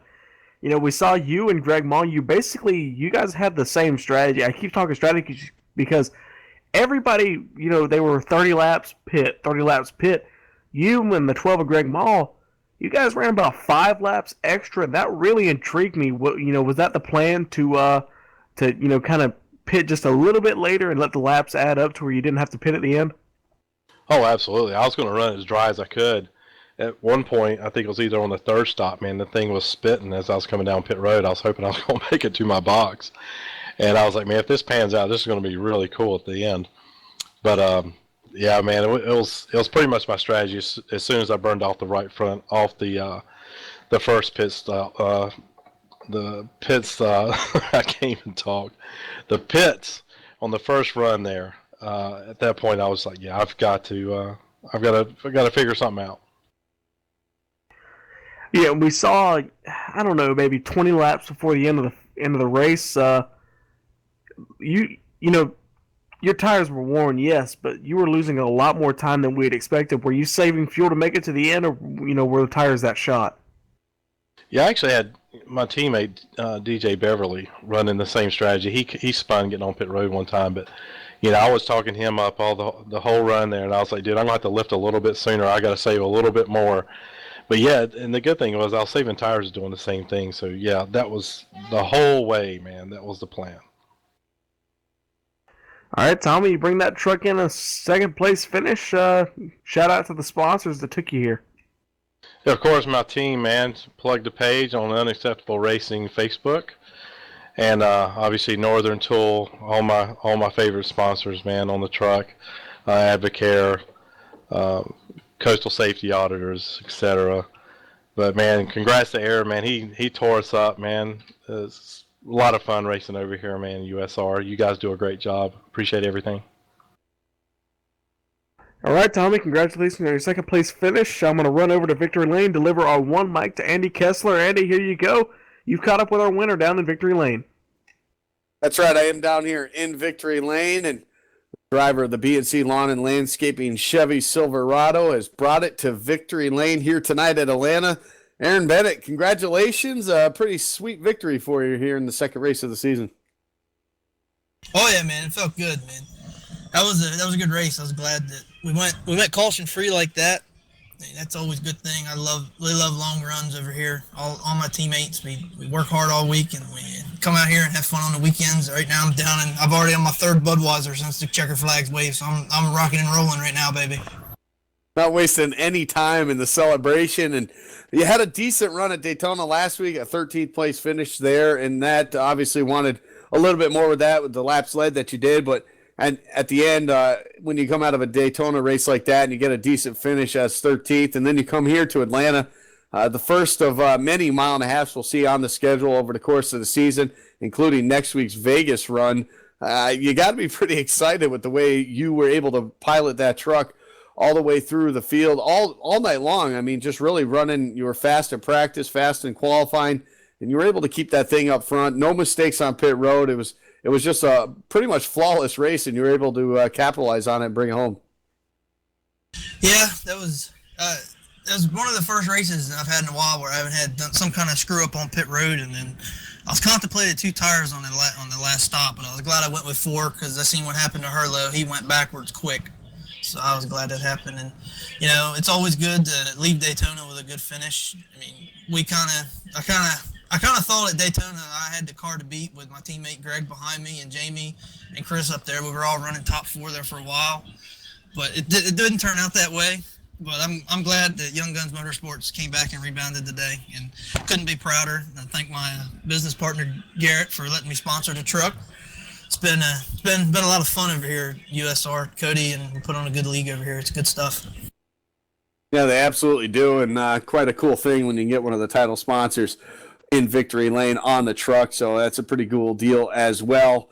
Well, Atlanta, pretty similar when it comes to mile and a halves, and you talk about Las Vegas, a pretty rough racetrack as well. Tire wear was a factor in this one, and what do you think you'll learn in this race that could maybe put you in Victory Lane for back-to-back weeks next week? Just take it easy and let them come to you. That's pretty much what I was doing tonight, and then when I realized I had to change up my pit strategy, I was going to pit on a certain lap every time, and then I seen some of the guys were coming in a little earlier and they were getting a good advantage, and so I started doing it, and I just got lucky. Had a few things went our way. It sucks what happened to Eberhard. I'd seen that happen right in front of me, and the same thing racing around Matthews and Hal. They got together, and it just kind of, I guess it was my night. The good Lord was looking out for me. Glad he was, and hopefully he can look out for you again next week. But you get your first win of the season rather quickly now. You don't have to worry about that, and now you can move on to next week and hopefully make it back-to-back. And congratulations again on the win tonight, and hopefully you can do it again next week, though. But obviously there's more people that get it done for you each and every week and get that 33 truck to the racetrack. Sponsor shout-outs, Aaron. Who helps you? Well, first off, I'd like to thank my beautiful fiance, Ashley. We just got engaged 2 weeks ago. I'd like to thank her for not biting my head off every time I do this. She knows I love doing this on weekends, and this used to be our time, but now she lets me do this. I'd like to thank her, and I'd like to thank my teammates, Greg Mall, George Hendricks, Chris Baines, and Jamie Walker. Overall, at Young Guns Motorsports, we put a lot of work in during the course of the week to get fast, and we're growing as a team, and this is our best finish as a whole as a team, and for it to come in Atlanta and on a track like this, it's even better, it's even sweeter. And then I'd like to thank, like I said, my business partner, Gary Casal, sponsoring the truck with us. And we're running a good business over there. We're projected a pretty good increase this year. So I'm very thankful for everything I got going on. And so this is a good race. And thank the good Lord above for everything he does for us each and every week, too. And we're going to keep working to bring a good car to the track, or a good truck to the track. And we're going to keep putting the 33 and the rest of the teammates up here in the front. That's what our goal is. Sounds like one that can be accomplished over the course of the season. We congratulate you again on the first win of the season, in that 33 truck, and we'll see you next week in Vegas. Thank you, Andy. Have a good one. Thanks, guys. There you have it. Our winner here tonight at Atlanta. Pretty dominating win here at the end of this, and comes home with the victory at Atlanta. And Gabe, we saw what we saw here tonight at Atlanta, and now we move on to Vegas. Pretty similar track. It's not exactly the same, obviously, the same distance, but it is a pretty rough racetrack when you talk about tire wear. And I think if anything we saw here tonight, even the long green flag runs, I think we're in for a treat next week as well. Yeah, I think this 30-lap strategy, if they keep about the same fuel tank size, I think it's going to pay off well just because of the number of laps you can run. I've been running some Xfinity races at Vegas this week, and you can get about 25 to 30 laps on the tires, running moderately, hard on them before they really start wearing down and you have to pit. You don't even rely on the amount of fuel you have. You pit for tires at Vegas. So, it wears them just like Atlanta, but I think it's going to be a lot more abrupt, especially for these trucks. Right, absolutely right about that. And we'll have to keep an eye on that 90 of Daniel Eberhard, see if he can rebound. He had a dominant truck in the first half of this race. Fell short after an incident with a lap down machine, and I'm sure he'll be looking for redemption when we head to Sin City next week on Saturday night right here on LSRTV. And I'm excited for that one. We're excited for this season as it continues to roll on here. And like I said, we'll do it all again next week at Las Vegas Motor Speedway. But first, we'll take care of a little bit of business here. Of course, proud sponsors of the USR Truck Series. That, of course, is B&C Lawn and Landscape Service, located in Frankfort, Delaware. Check them out at check them out for all your landscaping needs, including turf care, mulching, snow removal, and more. Professionally licensed and insured. Contact Aaron Bennett at 302-381-6073. And, of course, at BC_lawn_and_landscaping at yahoo.com. That's BNC Lawn and Landscaping, the official partner of United Sim Racing. And, of course, can't forget about our wonderful friends at Simlutions, the makers of everything you need for your rig and more. Esports racing, simulation solutions. Simlutions has got you covered with news, builds, and more. Like them on Facebook at facebook.com/Simlutions.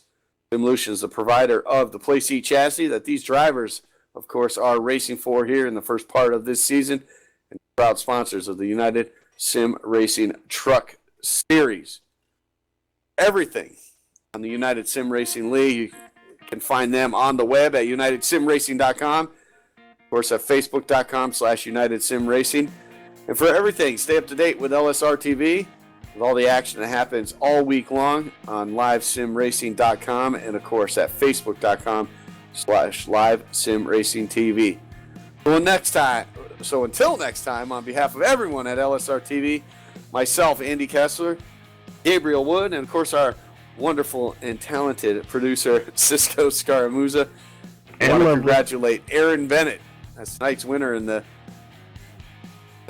here at Atlanta. And good night from Atlanta, and we'll see you all next week at Las Vegas Motor Speedway. You've been watching the USR Truck Series right here on LSRTV, the voice of sim racing.